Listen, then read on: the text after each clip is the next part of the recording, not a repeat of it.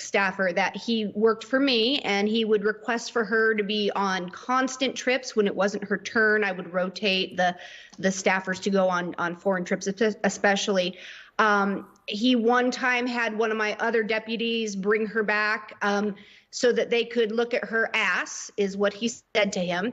And I wrote about this in my book. So this is nothing new for me to be saying publicly, but she, I sat down and talked to her at one point, asked her if she was uncomfortable. I tried everything I could to ensure she was never alone with him. I did take it to a couple of different chiefs of staff, including Mark Meadows. And, I don't like Mark Meadows. Everybody knows that. And, I think at the end of the day, what could they do other than go in there and say, this isn't good, sir?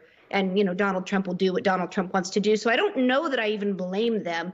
When you're dealing with the president of the United States, again, there's no HR group or HR representative to go to talk to about these kinds of things. It's sort of odd, when you say it, though. I mean, I'm having sort of a flashback to that tape on Access Hollywood that for him, what he did, it just continued, right? I mean, it just was sort of, they let you do it. I mean, I'm not saying it went that far in the case is what you're saying, but I am hearing an eerie echo from what you're describing. What else could they do but say, this isn't a good look, sir? Right. But look, I knew him for many years before he was in the White House. And, this is consistent. How often did this happen, Stephanie, that you saw? Well, I mean, it happened in terms of, he would always comment on women's looks, or, he would even talk to me sometimes about various plastic surgeries, et cetera.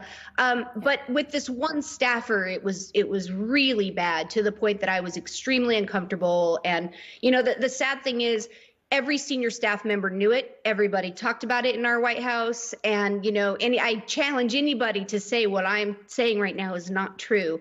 So it happened with her a lot.